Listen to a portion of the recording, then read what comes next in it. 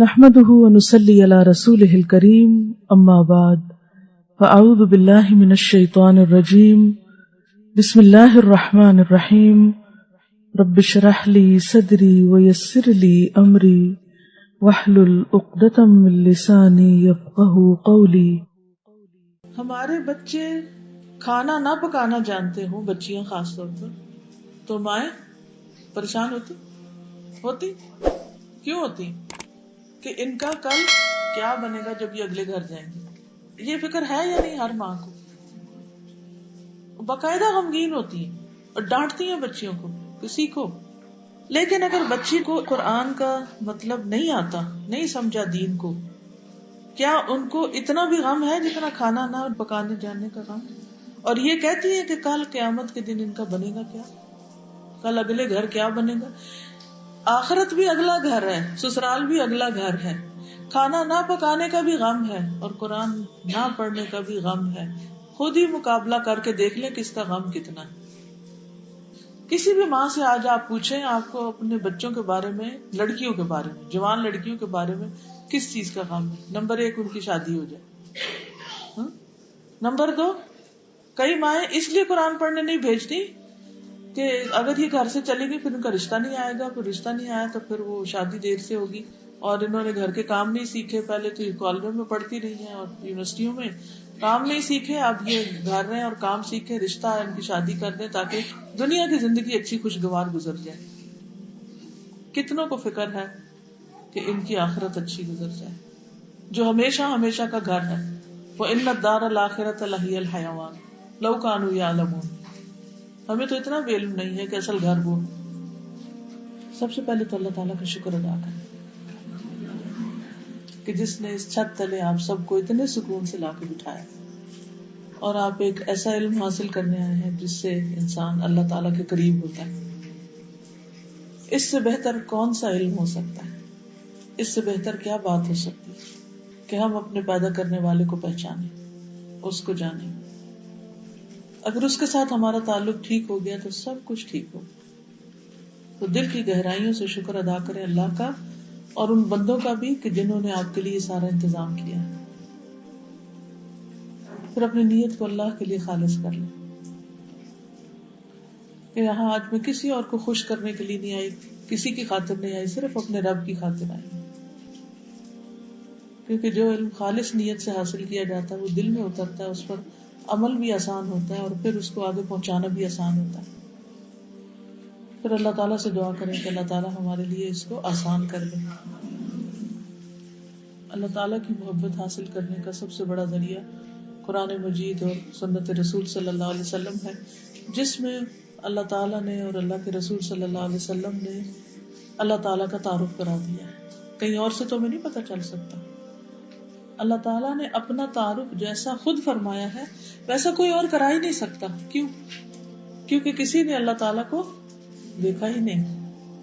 جب تک ہم اللہ تعالیٰ کو جانیں گے نہیں تو ہم اس سے محبت کر نہیں سکتے، اور اگر اس سے محبت نہیں کرتے تو اس کی عبادت کی لذت پا نہیں سکتے، اور اگر اس کی عبادت کی لذت نہیں تو عبادت ایک بوجھ ہے جو ہم صرف سر سے اتارنے کی کوشش کرتے ہیں. یعنی ہم نے وَلَا تَمُوتُنَّ إِلَّا وَأَنْتُمْ مُسْلِمُونَ، تمہاری موت ہرگز نہ آئے مگر یہ کہ تم مسلمان ہو. کیونکہ جو کچھ ہم موت کے وقت سوچ رہے ہوں گے نا اللہ تعالیٰ کے بارے میں اور آخرت کے بارے میں اور ایمان جس درجے کا ہوگا بس ادھر ہی وہ پھر تفصیل ہو جائے گا، وہی ساتھ چلے گا. تو اس لیے ایمان کے سب سے اعلیٰ درجے پر ہونا چاہیے اس وقت، اور اس کے لیے مسلسل انسان کوشش کرتا رہے اور اس بات کو بھولے نہیں. اگر ہمارے دل میں اللہ سبحانہ تعالیٰ سے زیادہ کسی اور کی محبت ہوگی تو وہ محبت ہمارے لیے عذاب بن جائے گی، یعنی دنیا میں بھی اور آخرت میں بھی. اسی کے ذریعے انسان توڑا جاتا ہے، اسی کے ذریعے انسان دکھی اور غمگین ہوتا ہے، چاہے وہ گھر کی محبت ہو، چاہے وہ بچوں کی ہو، چاہے میاں کی ہو، چاہے کسی چیز کی. کیا اس کا یہ مطلب ہے کہ ہمیں کسی چیز سے محبت کرنی نہیں چاہیے؟ کرنی چاہیے، لیکن اس محبت کو عذاب نہیں بننا چاہیے، وہ اللہ کی خاطر کرنی چاہیے. جیسے سلیمان علیہ السلام نے ان گھوڑوں سے محبت کی تھی تو کیا کہا تھا؟ انی احببت حب الخیر عن ذکر ربی، کہ میں نے اس مال کی محبت اپنے رب کے ذکر کی وجہ سے اختیار کی ہے. کہ یہ مجھے میرے رب کے قریب کرتے ہیں. کوئی بھی چیز جو ہمیں اللہ کے قریب کرے اس کی محبت جائز ہے، لیکن یہ نہ ہو کہ وہ زیادہ ہو جائے اور اللہ کی محبت پیچھے چلی جائے اور وہ ہمیں غافل کر دے اللہ کی محبت سے. یہ چیز نہیں ہونی چاہیے. اگر اس نظر سے انسان ہر چیز کو دیکھے نا، درخت کا خالق بھی اللہ ہے اور مالک بھی وہی ہے اور اسی کے قبضے میں اور اسی کا سارا کچھ، تو پھر آپ کو اللہ تعالیٰ زندگی میں کچھ بھی دے نا تو آپ اپنے آپ کو نہیں اس کا مالک کہتے، آپ کہتے ہیں یہ اللہ کی امانت ہے، اللہ ہی کی دین ہے. مثلا اللہ نے آپ کو اچھی شکل دی، اللہ نے آپ کو علم دیا، اللہ نے آپ کو بولنے کی طاقت دی، اللہ نے آپ کو چلنے پھرنے کی دی، اللہ نے آپ کو اچھا سا گھر دیا، اللہ نے آپ کو اچھی اولاد دی، کچھ بھی دیا، تو آپ کیا سوچتے ہیں؟ اللہ خالق کل شیء، بنایا ہی اسی نے ہے، میرا تو کوئی کمال نہیں. واقعی کوئی کمال نہیں اس میں. وہ مالک کل شیء وبیدہ امر کل شیء، حکم بھی اسی کا چل رہا ہے. وفی قبضتہ کل شیء، اور اسی کے قبضے میں ہر چیز ہے، ہر چیز اسی کے ہاتھ میں ہے. تو پھر آپ کا اللہ پر توکل، اللہ پر ایمان بڑھتا ہے. اس سے کسی نے کل سوال کیا تھا نا اللہ پر ایمان کیسے بڑھائیں؟ اس طرح ایمان بڑھتا ہے جب آپ کو اللہ تعالیٰ کی صفات کی پہچان ہوتی ہے کہ وہ ہے کون. انی قریب، بالکل یہ بھی اللہ کی پہچان ہے نا کہ اللہ کون ہے، کہاں ہے، سنتا ہے نہیں سنتا، انی قریب، اللہ قریب ہے. ہمارے بچے کھانا نہ پکانا جانتے ہوں، بچیاں خاص طور پر، تو مائیں پریشان ہوتی کیوں ہوتی؟ کہ ان کا کل کیا بنے گا جب یہ اگلے گھر جائیں گے. یہ فکر ہے یا نہیں ہر ماں کو؟ باقاعدہ غمگین ہوتی ہیں اور ڈانٹتی ہیں بچیوں کو کہ سیکھو. لیکن اگر بچی کو قرآن کا مطلب نہیں آتا، نہیں سمجھا دین کو، کیا ان کو اتنا بھی غم ہے جتنا کھانا نہ پکانے جاننے کا غم؟ اور یہ کہتی ہے کہ کل قیامت کے دن ان کا بنے گا کیا، کل اگلے گھر کیا بنے گا. آخرت بھی اگلا گھر ہے، سسرال بھی اگلا گھر ہے. کھانا نہ پکانے کا بھی غم ہے اور قرآن نہ پڑھنے کا بھی غم ہے. خود ہی مقابلہ کر کے دیکھ لیں کس کا غم کتنا ہے.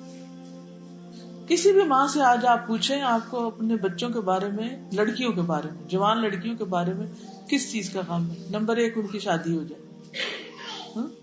نمبر 2 کئی مائیں اس لیے قرآن پڑھنے نہیں بھیجتی کہ اگر یہ گھر سے چلے گی پھر ان کا رشتہ نہیں آئے گا، پھر رشتہ نہیں آیا تو پھر وہ شادی دیر سے ہوگی، اور انہوں نے گھر کے کام نہیں سیکھے. پہلے تو کالجوں میں پڑھتی رہی ہیں اور یونیورسٹیوں میں، کام نہیں سیکھے، اب یہ گھر رہے اور کام سیکھے، رشتہ ان کی شادی کر دیں تاکہ دنیا کی زندگی اچھی خوشگوار گزر جائے. کتنوں کو فکر ہے کہ ان کی آخرت اچھی گزر جائے جو ہمیشہ ہمیشہ کا گھر ہے. وَإِنَّ الدَّارَ الْآخِرَةَ لَهِيَ الْحَيَوَانُ لَوْ كَانُوا يَعْلَمُونَ. ہمیں تو اتنا بھی علم نہیں ہے کہ اصل گھر وہ ہے.